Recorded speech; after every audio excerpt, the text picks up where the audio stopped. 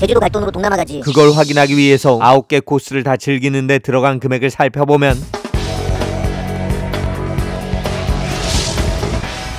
안녕하세요, 동캐플렉스의 동캐입니다. 지난 영상에서 방콕 여행을 완벽하게 준비하는 방법을 소개해드렸는데요. 힘들게 떠난 방콕, 어렵게 얻은 기회. 오늘은 그렇게 얻어낸 꿀팁들로 구성한 풀코스부터 마지막엔 방콕 여행의 핵심, 사원 투어를 가장 효율적으로 할 수 있는 방법을 정리해보고 방콕 여행 진짜 제주도보다 싸게 다녀올 수 있는지 비용까지 확인해보겠습니다. 먼저 방콕 풀코스의 첫 번째는 뭐니 해도 야시장 방문이죠. 방콕에서 가장 유명한 야시장은 대표적으로 짜뚜짝 주말시장, 달라 로파이원 야시장, 그리고 쩌페어 야시장이 있습니다.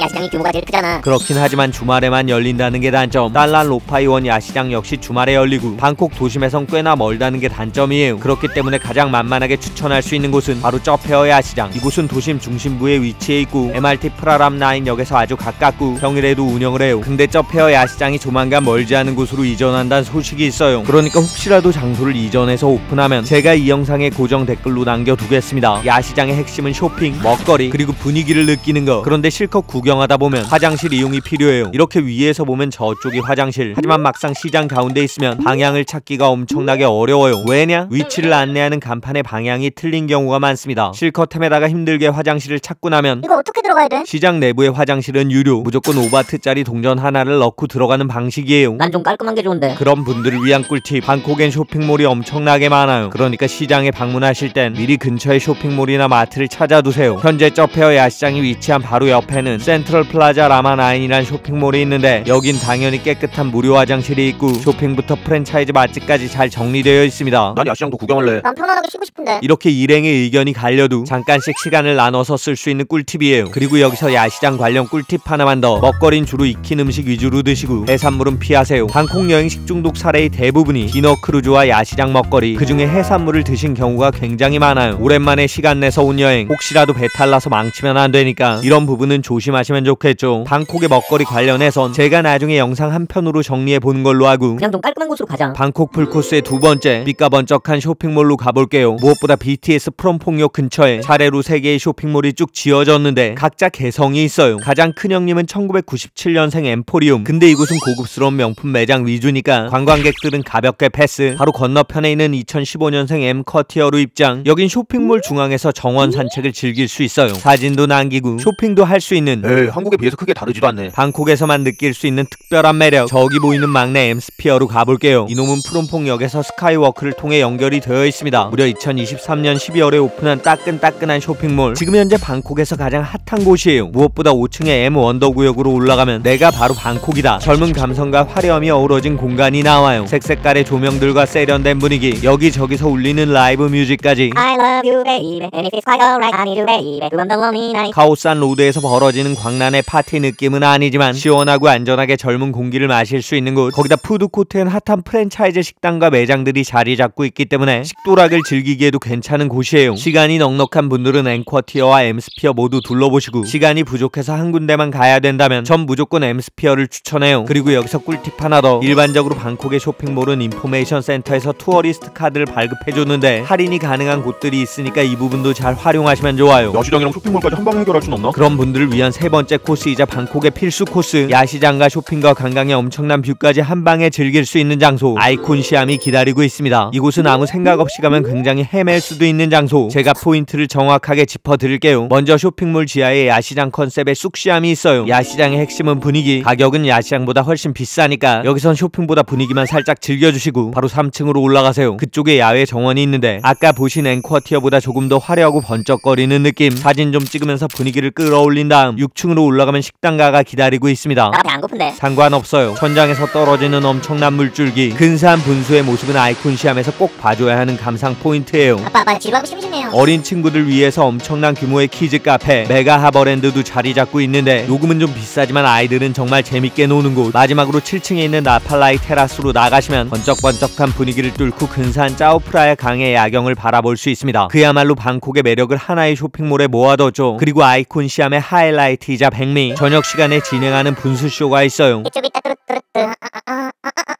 음악에 맞춰서 물줄기가 솟아오르는데 정말 장관이에요. 누군간 7층 테라스에서 이 풍경을 보는 게 멋있다고 하던데 개인적으로는 무조건 쇼핑몰 앞에 자리를 잡고 튀어오르는 물보라를 맞으면서 오감으로 즐기시는 걸 추천해요. 이 아이콘 시암은 방콕의 화려함이 한데 모여 있으니까 한 번쯤은 꼭 방문하시는 게 좋습니다. 7층 테라스에 있는 바에서 간단하게 야경을 보면서 한 잔 걸칠 수도 있는데 에이, 한 잔 걸치는 건 루프탑 바에서 해야지. 태국엔 진짜 유명한 루프탑 바가 많이 있어요. 그중에 여행객들에게 가장 유명한 곳은 바냔트리 호텔의 문바, 해파리 같은 조명으로 유명한 티추카, 그리고 메리어트 수쿰빗 호텔에 있는 옥타브를 꼽는데요. 사실 이곳들 말고도 엄청나게 많은 루프탑 바가 있어요. 그러니까 네 번째 코스로 루프탑 바는 가지 않고 과감하게 패스할게요. 왜냐? 말씀드린 곳들 가격이 꽤나 비싸요. 음료 2잔 정도 마시면 5만원은 훌쩍 넘어가고 별도의 입장료를 내야 하는 경우도 있습니다. 하지만 근사한 루프탑을 무료로 이용할 수도 있는데 그 방법은 제가 호텔 편에서 알려드릴게요. 그럼 높은 곳에서 근사한 풍경을 볼 수 있는 다른 곳은 없어? 방콕 풀코스의 네 번째 마하나컨 전망대로 가볼게요. 쓰러질 것 같은 특이한 형태의 건물 74층에 있는 곳. 티켓은 주간권과 일몰권으로 나뉘어져 있어요. 당연히 일몰 시간이 더 비싼 편. 그리고 여기서 또 한 가지 꿀팁. 입장권은 현지에서 구매하는 것보다 국내 여행 사이트에서 사는 게 조금 더 저렴해요. 구매 후에 바로 이용할 수 있게 QR코드를 보내주니까 그쪽에서 구입한 다음 QR코드 도착하면 전망대로 출발하시는 걸 추천. 야, 도착했으니까 빨리 들어가자. 먼저 금지 물품부터 확인할게요. 식음료 반입 금지, 삼각대와 드론 금지, 무기류 금지, 그리고 낙하산 금지, 뭐 하여튼 이런 것들이 있는데 무엇보다 특이한 건 배낭 반입이 불가능해요. 그러니까 라커에 가방을 넣어두고 올라가야 되는 거죠. 저 역시 라커에 가방 넣고 QR코드 입장권 보여준 다음 바로 엘리베이터 탑승. 방콕의 풍경들이 미디어 아트로 펼쳐지면서 귀가 먹먹해지면 정상에 도착. 고층 빌딩의 아름다운 스카이라인. 일본의 도쿄타워와 높이가 비슷하지만 잠실 롯데타워보단 훨씬 더 낮은 높이. 쓸데없이 곡봉이 차오르는데 이 느낌 그대로 국가대표가 돼서 복싱도 하고 역도도 하면서 몸 좀 풀어준 다음에 78층으로 올라가면 여기 마하나컨 전망대에서만 즐길 수 있는 통유리 스카이워크가 등장해요. 넓은 유리 사이로 아래가 내려다 보이는 끔찍한, 아니 멋있는 풍경. 버신 착용은 필수. 거기다 유리 공간 안쪽으로는 핸드폰과 카메라를 가지고 들어갈 수도 없어요. 한 사람이 안쪽으로 들어가면 다른 한 사람이 밖에서 사진을 찍어줘야 되는 방식. 문자가 쓰니까 사진이나 영상은 못 찍었겠네. 그럴 순 없죠. Could you take a picture for me? 오케이. 제가 방콕에서 느낀 건 태국 분들이 굉장히 밝고 유쾌한 편이어서 좋은 에너지로 여행을 할 수 있다는 점이었어요. 혼자 여행하는데도 크게 불편을 느끼지 못했습니다. 여기 마하나콘에서도 직원분 도움을 받아서 78층 하늘 위에 누워있는 인증샷도 남겼어요. 무엇보다 근사한 방콕의 스카이라인과 일몰까지 즐기기에 나쁘지 않은 곳이에요. 구경을 마쳤으면 75층에서 엘리베이터 타고 내려간 다음 아까 맡겨둔 가방을 찾으면 되는데 전망대 안에 레스토랑은 없어? 마하나컨 스카이 비치란 루프탑 바가 있지만 가격이 꽤나 비싸요. 오히려 빌딩 옆에 붙어있는 마하나컨 큐브로 가시면 맛있는 식당이 여러 군데 있으니까 그쪽의 식음시설을 조금 더 추천하는 편. 좀 조용하게 구경할 수 있는 곳은 없을까? 방콕의 매력은 시끌벅적하고 화려한 분위기에 있지만 잠시 쉬어가고 싶은 분들도 계시겠죠. 그런데 기왕 방콕에 왔으니까 방콕에서만 볼 수 있는 풍경을 만날 수 있는 5번째 코스 룸피니 공원이에요. 공원에 특별한 게 있어? 공원 안쪽에 넓게 뻗은 호수, 그게 뭐가 특별해? 앞에 살고 있는 고양이, 지금 장난하냐? 를 쫓아가고 있는 아름다운 소녀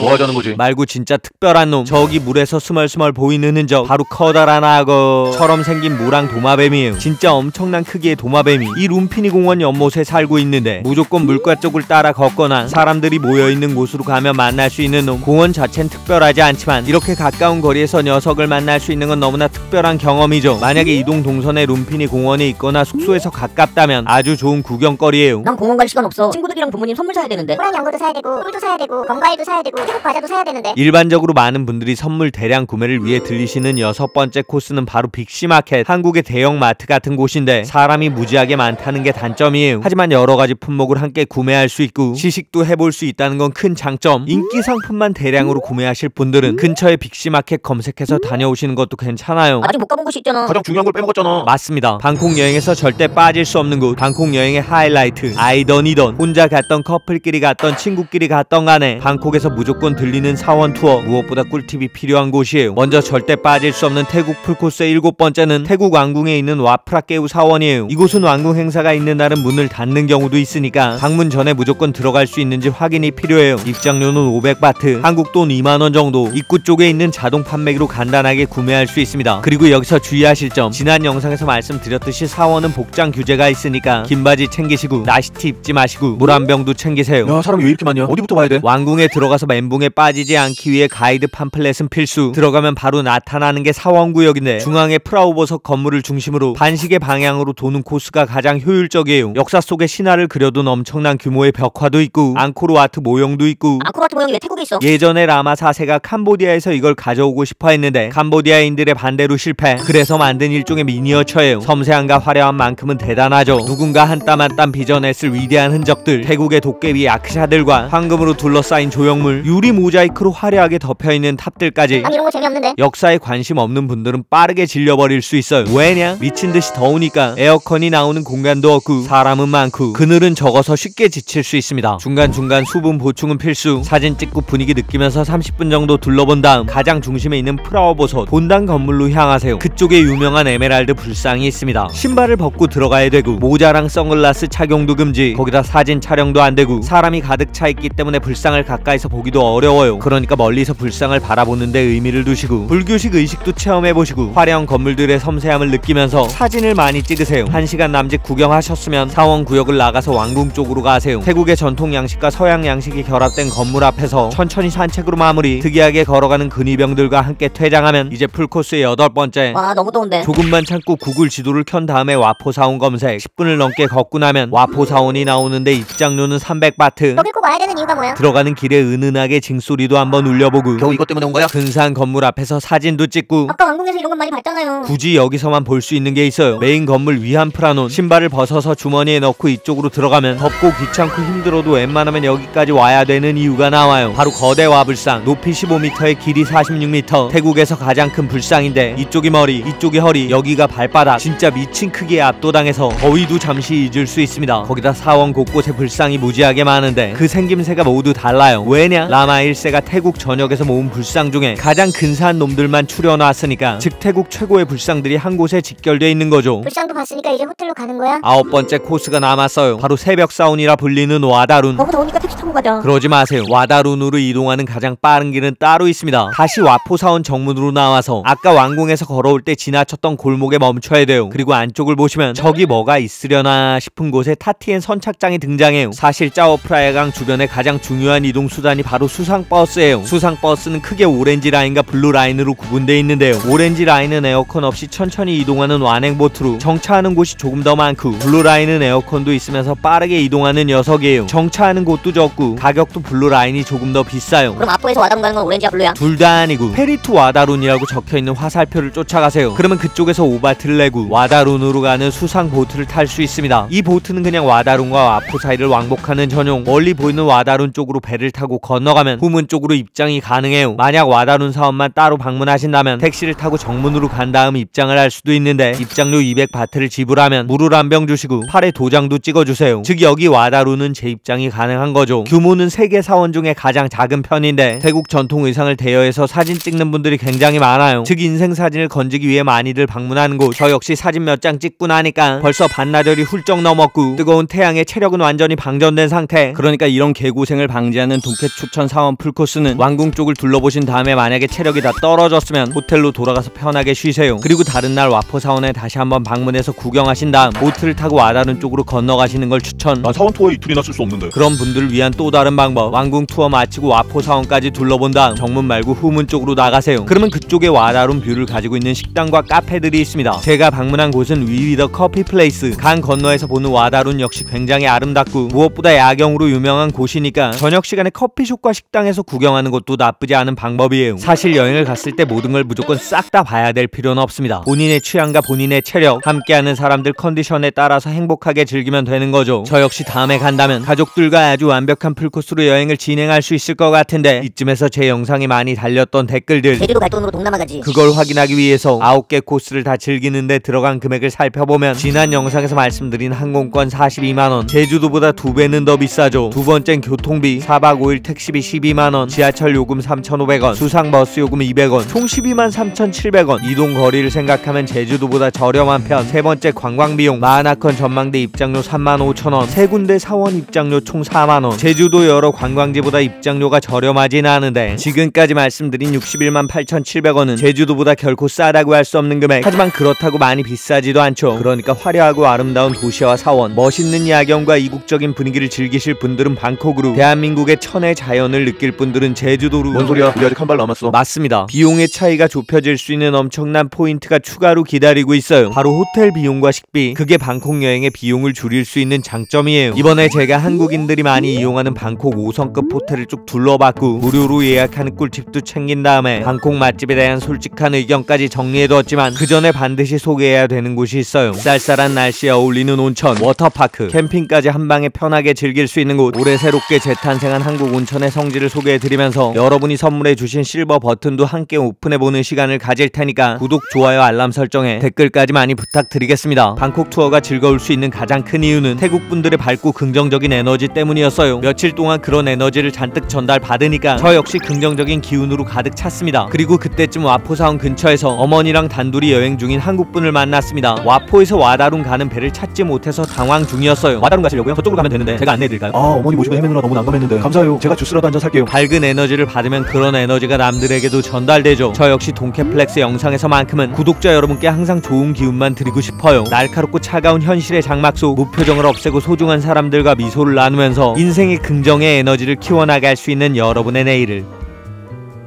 제가 응원하겠습니다. 파이팅입니다.